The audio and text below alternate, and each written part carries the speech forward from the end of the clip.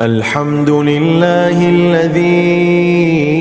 أنزل على عبده الكتاب ولم يجعل له عوجا قيما لينذر بأسا شديدا من لدنه ويبشر المؤمنين الذين يعملون الصالحات أن لهم أجرا حسنا ماكثين فيه أبدا وينذر الذين قالوا اتخذ الله ولدا ما لهم به من علم ولا لآبائهم كبرت كلمة تخرج من أفواههم إن يقولون إلا كذبا فلعلك باخع نفسك على آثارهم إن لم يؤمنوا بهذا الحديث أسفا إنا جعلنا ما على الأرض زينة لها لنبلوهم أيهم أحسن عملا وإنا لجاعلون ما عليها صعيدا جرزا أم حسبت أن أصحاب الكهف والرقيم كانوا من آياتنا عجبا إذ أوى الفتية إلى الكهف فقالوا ربنا آتنا من لدنك رحمة وهيئ لنا من أمرنا رشدا فضربنا على آذانهم في الكهف سنين عددا ثم بعثناهم لنعلم أي الحزبين أحصى لما لبثوا أمدا نحن نقص عليك نبأهم بالحق إنهم فتية آمنوا بربهم وزدناهم هدى وربطنا على قلوبهم إذ قاموا فقالوا ربنا رب السماوات والأرض لن ندعو من دونه إلها لقد قلنا إذا شططا هؤلاء قومنا اتخذوا من دونه آلهة لولا يأتون عليهم بسلطان بين فمن أظلم ممن افترى على الله كذبا وإذ اعتزلتموهم وما يعبدون إلا الله فأووا إلى الكهف ينشر لكم ربكم من رحمته ويهيئ لكم من أمركم مرفقا وترى الشمس إذا طلعت تزاور عن كهفهم ذات اليمين وإذا غربت تقرضهم ذات الشمال وهم في فجوة منه ذلك من آيات الله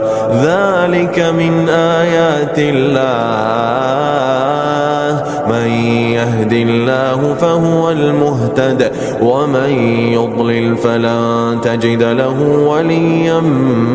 مرشدا وتحسبهم أيقاظا وهم رقود ونقلبهم ذات اليمين وذات الشمال وكلبهم باسط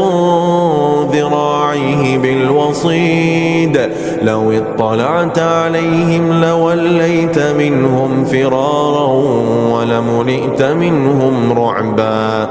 وكذلك بعثناهم ليتساءلوا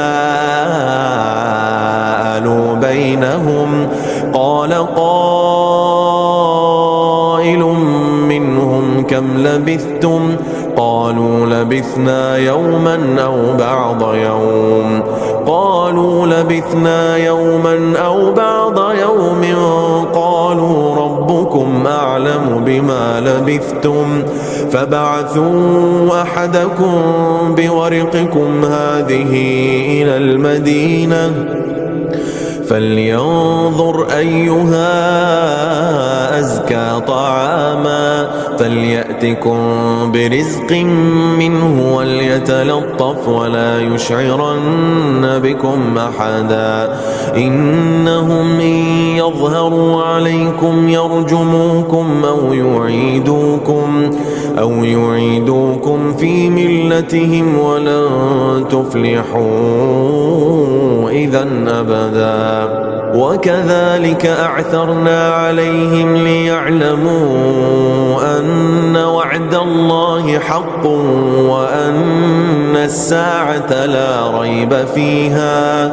إذ يتنازعون بينهم أمرهم فقالوا ابنوا عليهم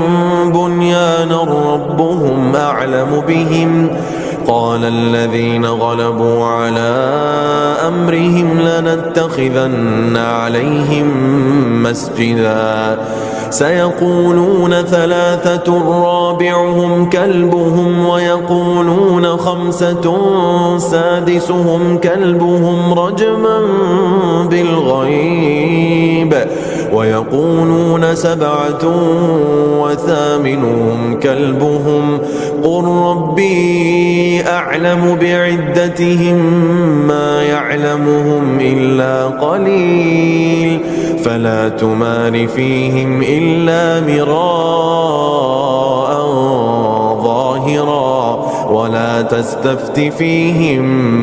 منهم أحدا ولا تقولن لشيء إني فاعل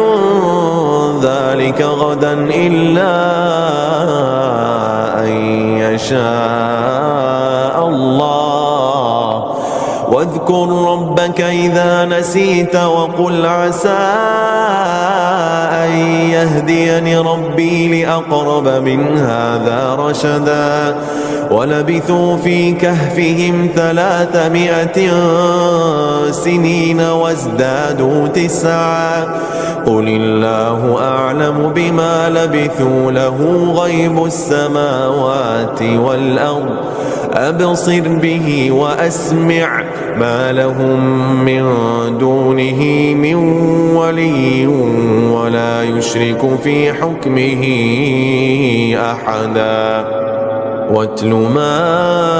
أوحي إليك من كتاب ربك لا مبدل لكلماته ولن تجد من دونه ملتحدا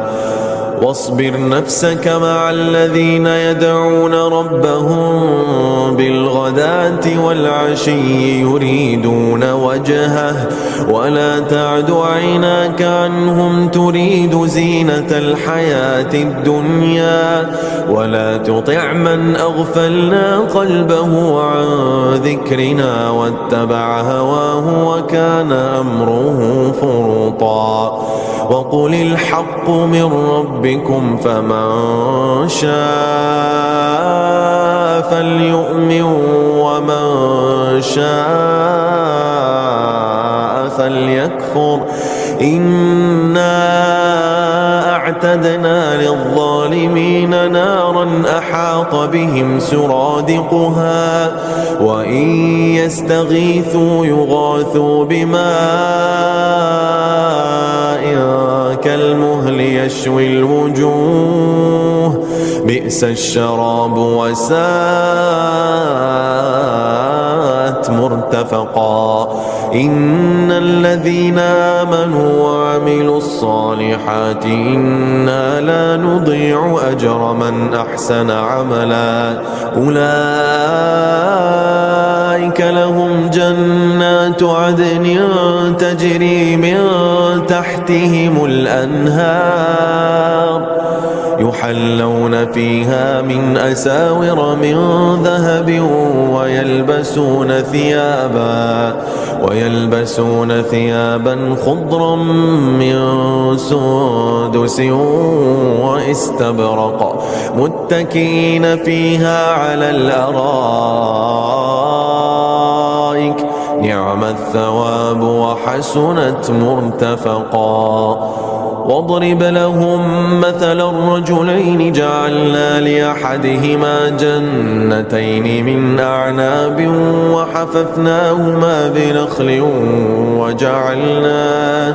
وحففناهما بنخل وجعلنا بينهما زرعا كلتا الجنتين آتت أكلها ولم تظلم منه شيئا وفجرنا خلالهما نهرا كلتا الجنتين آتت أكلها ولم تظلم منه شيئا وفجرنا خلالهما نهرا وكان له ثمر فقال لصاحبه وهو يحاوره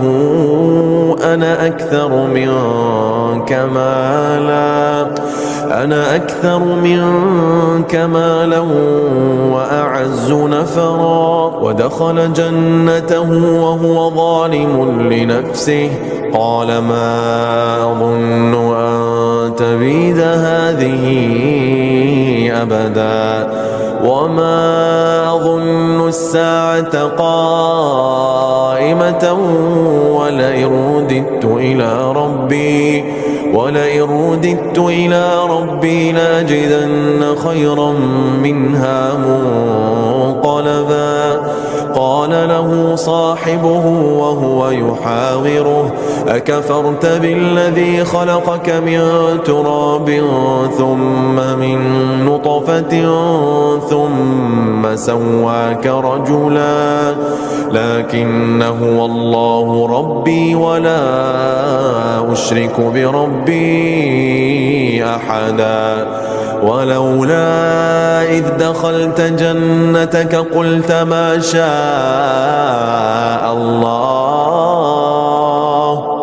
ما شاء الله لا قوة إلا بالله إن ترني أنا أقل منك مالا وولدا فعسى ربي أن يؤتيني خيرا من جنتك ويرسل عليها حسبانا من السماء فتصبح صعيدا زلقا أو يصبح ماؤها غورا فلا تستطيع له طلبا وأحيط بثمره فأصبح يقلب كفيه على ما أنفق فيها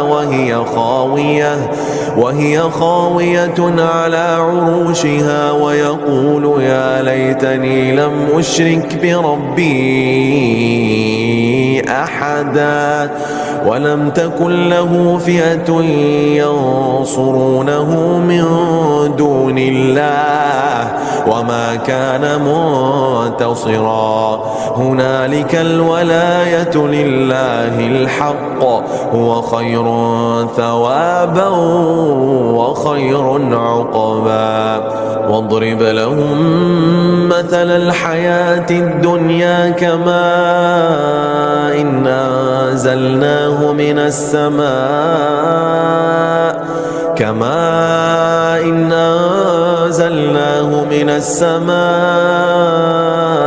فاختلط به نبات الأرض فأصبح هشيما تذروه الرياح وكان الله على كل شيء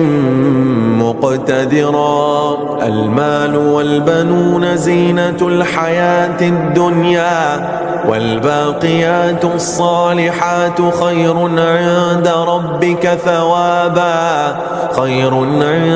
ربك ثوابا وخير أملا ويوم نسير الجبال وترى الأرض بارزة وحشرناهم فلم نغادر منهم أحدا وعرضوا على ربك صفا لقد جئتمونا كما خلقناكم أول مرة بل زعمتم أن لن نجعل لكم موعدا ووضع الكتاب فترى المجرمين مشفقين مما فيه ويقولون يا ويلتنا ما لهذا الكتاب لا يغادر صغيرة ولا كبيرة إلا أحصاها ووجدوا ما عملوا حاضرا ولا يظلم ربك أحدا. وإذ قلنا للملائكة اسجدوا لآدم فسجدوا إلا إبليس كان من الجن ففسق عن أمر ربه أفتتخذونه وذريته أولياء من دوني وهم لكم عدو بئس للظالمين بدلا. ما أشهدتهم خلق السماوات والأرض ولا خلق أنفسهم وما كنت متخذ المضلين عضدا. ويوم يقول نادوا شركائي الذين زعمتم فدعوهم فلم يستجيبوا لهم وجعلنا بينهم موبقا. ورأى المجرمون النار فظنوا أنهم مواقعوها ولم يجدوا عنها مصرفا. ولقد صرفنا في هذا القرآن للناس من كل مثل وكان الإنسان أكثر شيء جدلا. وما منع الناس أن يؤمنوا إذ جاءهم الهدى ويستغفروا ربهم إلا تأتيهم سنة الأولين أو يأتيهم العذاب قبلا. وما نرسل المرسلين إلا مبشرين ومنذرين ويجادل الذين كفروا بالباطل ليدحضوا به الحق واتخذوا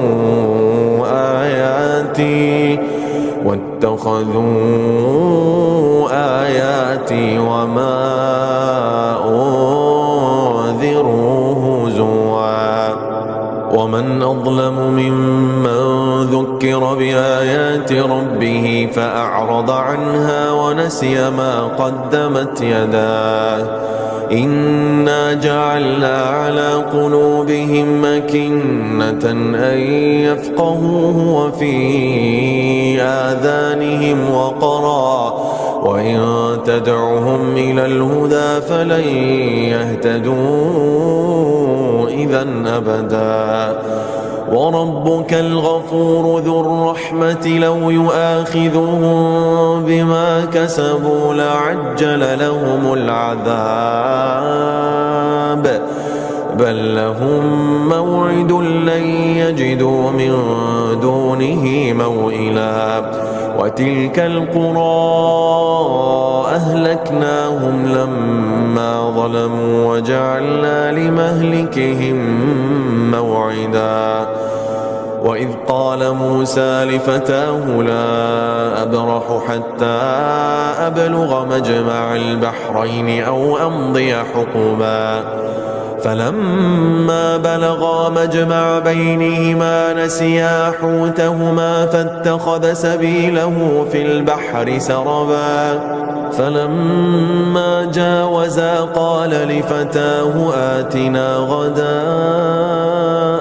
لقد لقينا من سفرنا هذا نصبا. قال أرأيت إذ أوينا إلى الصخرة فإني نسيت الحوت وما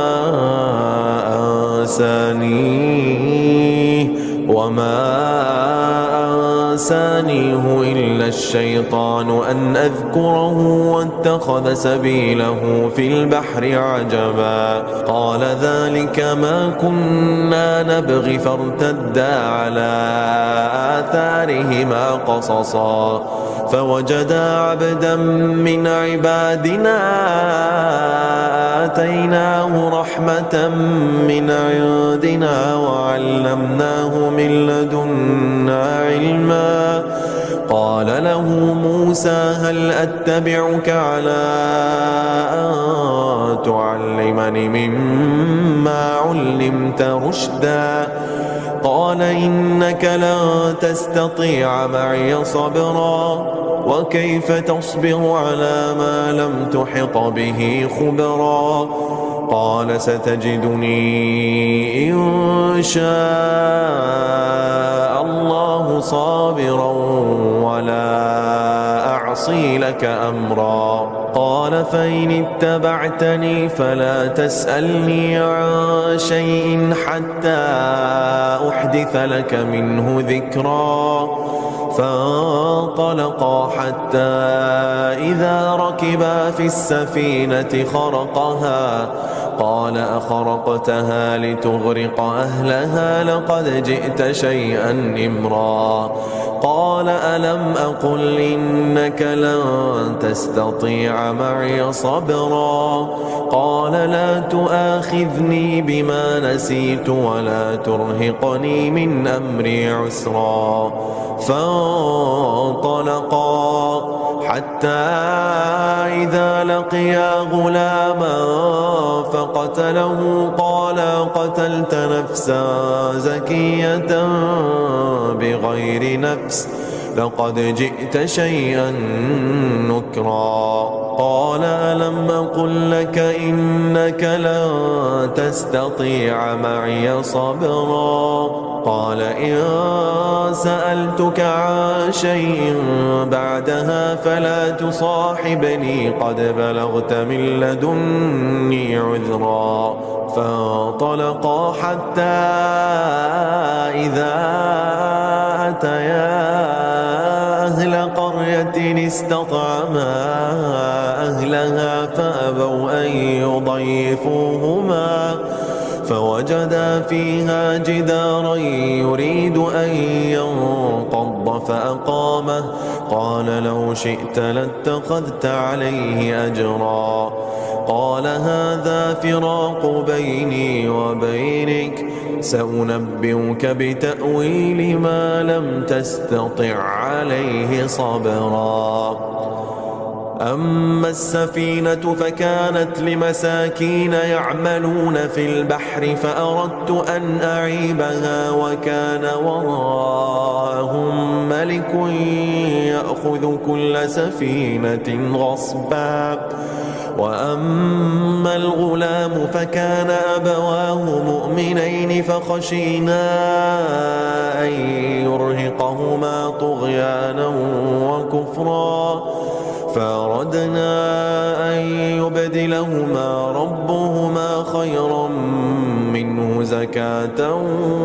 وأقرب رحما وأما الجدار فكان لغلامين يتيمين في المدينة وكان تحته كنز لهما وكان أبوهما صالحا فأراد ربك أن يبلغا أشدهما ويستخرجا كنزهما رحمة من ربك وما فعلته عن أمري ذلك تأويل ما لم تستطع عليه صبرا ويسألونك عن ذي القرنين قل سأتلو عليكم منه ذكرا إنا مكنا له في الأرض وآتيناه من كل شيء سببا فأتبع سببا حتى إذا بلغ مغرب الشمس وجدها تغرب في عين حمئة ووجد عندها قوما قلنا يا ذا القرنين إما أن تعذب وإما أن تتخذ فيهم حسنا قال أما من ظلم فسوف نعذبه ثم يرد إلى ربه فيعذبه عذابا نكرا وأما من آمن وعمل صالحا فله جزاء الحسنى وسنقول له من أمرنا يسرا ثم أتبع سببا حتى إذا بلغ مطلع الشمس وجدها تطلع على قوم لم نجعل لهم من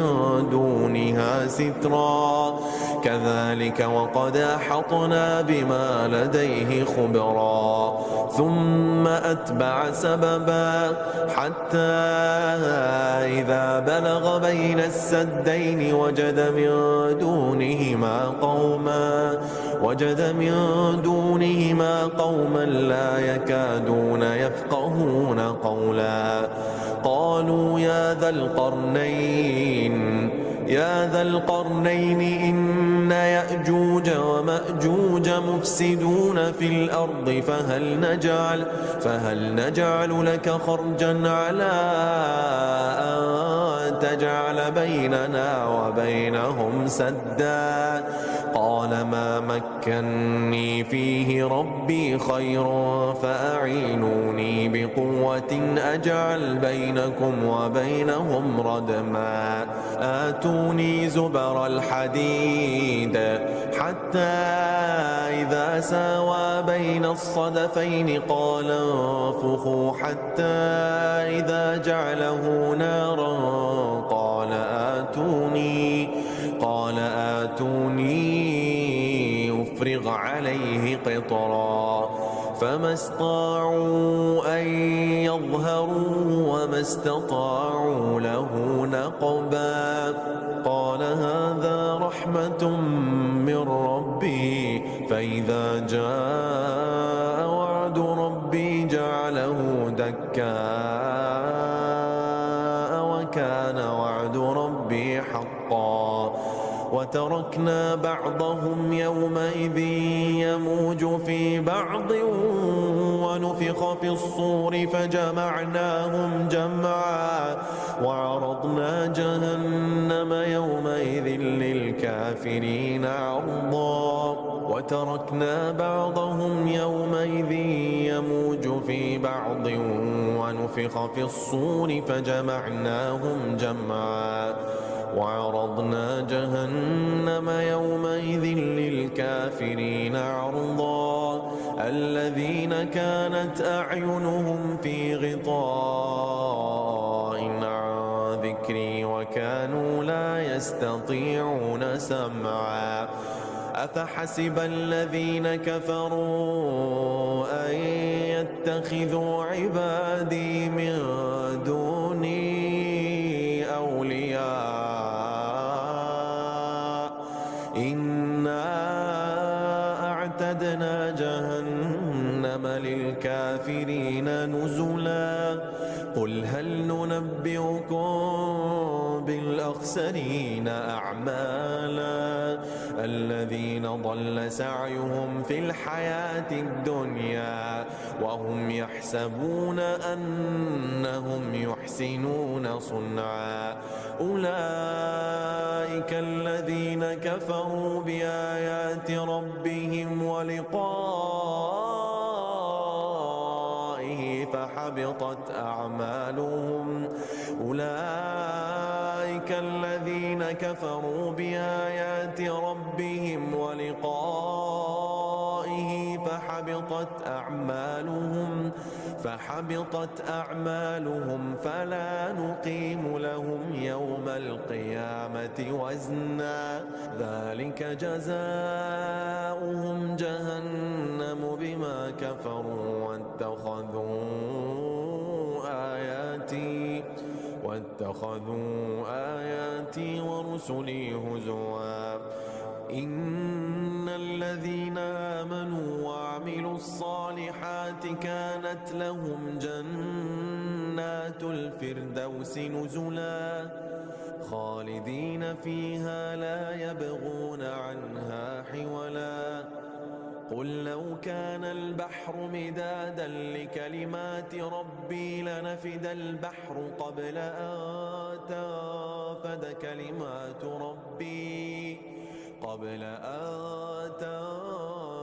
كلمات ربي ولو جئنا بمثله مددا. قل إنما أنا بشر مثلكم يوحى إلي أنما إلهكم إله واحد فمن كان يرجو لقاء ربه فليعمل عملا